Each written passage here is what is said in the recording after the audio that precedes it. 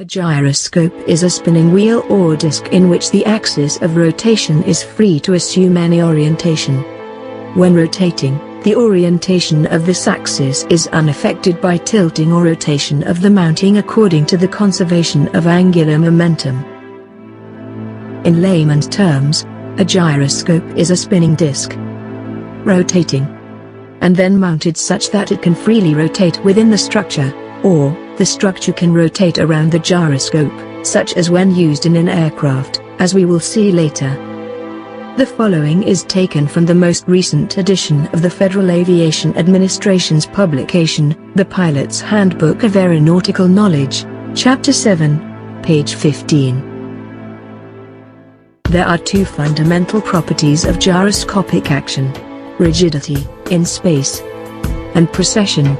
Rigidity in space means the gyroscope remains fixed in the plane in which it is spinning. Thus, if the gimbal rings are tilted, twisted, or otherwise moved, the gyro remains in the original plane. Rigid, in space. Let's watch a few gyros in action. Up first is a video produced by the United States Navy in 1960, used to train pilots on the mechanics of their flight instruments. To understand any gyroscopic instrument, you must understand the principle of the gyroscope. It consists of a rotor, mounted in a gimbal. The rotor can spin in one plane only. When another gimbal is added, a second plane of movement is possible. And when this assembly is mounted in bearings, the rotor has three planes of movement and can assume any possible attitude. This is now a freely mounted gyroscope. A spinning gyro has two important properties: precession and rigidity in space. All of its practical applications are based on these two properties. As for rigidity in space, the spinning rotor remains in its original attitude, while the gimbals and base move around it. In other words, the gyro maintains its axis in relation to space, and not to the surface of the Earth. If a gyro moves around the Earth, its axis is vertical to the Earth's surface here, at an angle here, and horizontal here.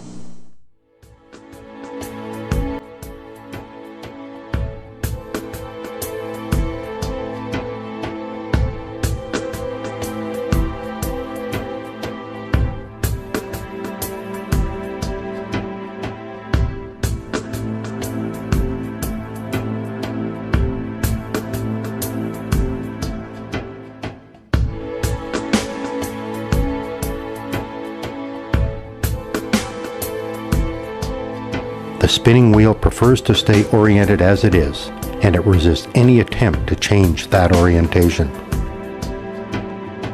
The fact that gyroscopes will maintain a particular orientation in space is very useful. In modern aircraft, an inertial guidance system uses spinning gyroscopes to monitor and control the orientation of the aircraft. The gyroscope is suspended in a special cage that allows it to maintain its orientation independent of the aircraft's position.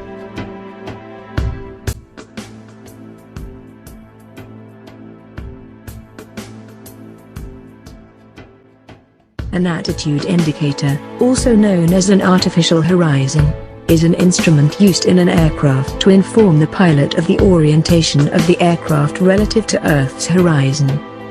It indicates pitch, fore and aft tilt, bank, side-to-side tilt,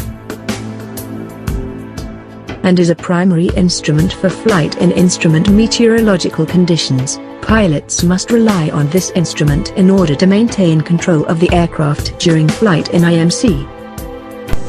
Each instrument continuously indicates the roll and pitch attitude of the aircraft in relation to the actual horizon, and each obtains this information from a freely mounted gyro. The axis of the rotor is vertical and, due to the property of rigidity, will remain in this position as the aircraft assumes any attitude. Therefore, the gyro establishes a vertical reference from which roll and pitch deviations of the aircraft can be measured. Another excerpt from the Pilot Handbook states, The gyro is mounted in a horizontal plane, and depends upon rigidity and space for its operation.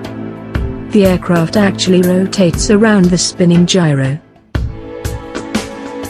Now that we have a fundamental understanding of how the gyroscope and attitude indicator works, let's contemplate an intriguing and quite contradictory scenario. A scenario that occurs every single day during every single flight. When an aircraft takes off, climbs to its final altitude and levels off, the attitude indicator depicts a perfectly level attitude. As the aircraft travels towards its destination, sometimes in excess of 7,000 to 8,000 miles, the aircraft's attitude indicator maintains a perfectly level attitude. This, as we have seen, cannot be correct, because the gyro maintains its original position in space, regardless of the aircraft's attitude, or its position on the Earth. According to known gyroscopic properties, a pilot flying by reference to his attitude indicator, should in reality, begin to fly away from the Earth, as the gyro will continually give a straight line from the plane in which the aircraft started.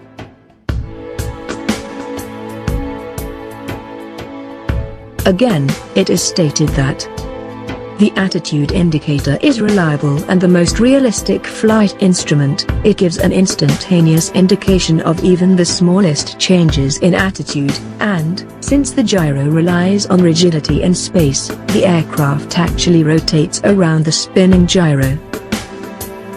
Therefore, we can logically only conclude two answers to our problem. Either A, the gyroscope operates on a set of properties unknown to modern physics, in which case, many aircraft must be susceptible to potential errors from an instrument we truly do not understand. Or B, our world is not what we have been told. The curvature of the Earth is not what is claimed by NASA, nor is it curved much at all, lest the gyroscope would read inaccurately during every flight. One can only conclude that the gyroscopic properties are fundamentally true, and therefore the world in which we live has a few more questions that need answering.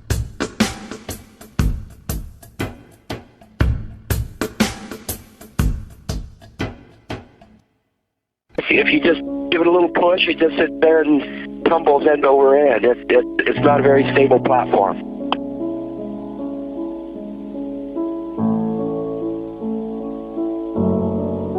Now we're going to turn it on and watch what happens.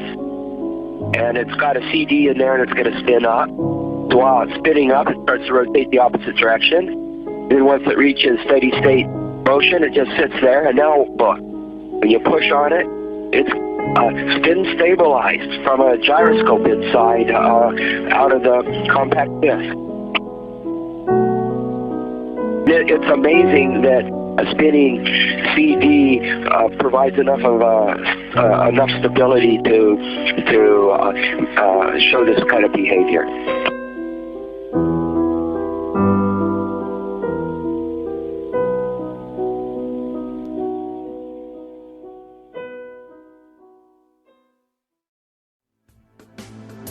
For additional proof of the attitude indicator and gyroscope issues, let's take a quick look at the math, as given by NASA for our globe model.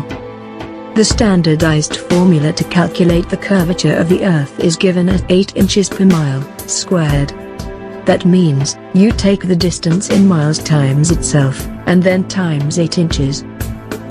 This formula is quite accurate within a few thousand miles.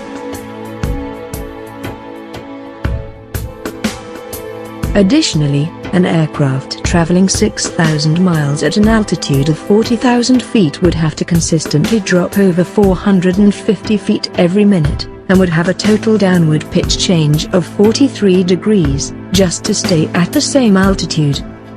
This would be quite noticeable from the cockpit, and would cause many more issues with air travel, if it were true. But we know it's not. Aircraft do not have to deal with the rotation of the Earth. They do not have to deal with the curve. Why not?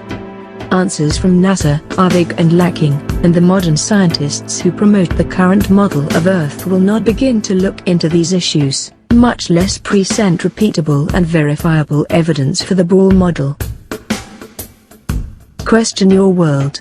You just might learn something. For more information on this topic and others similar to this, please check the links in the description for this video.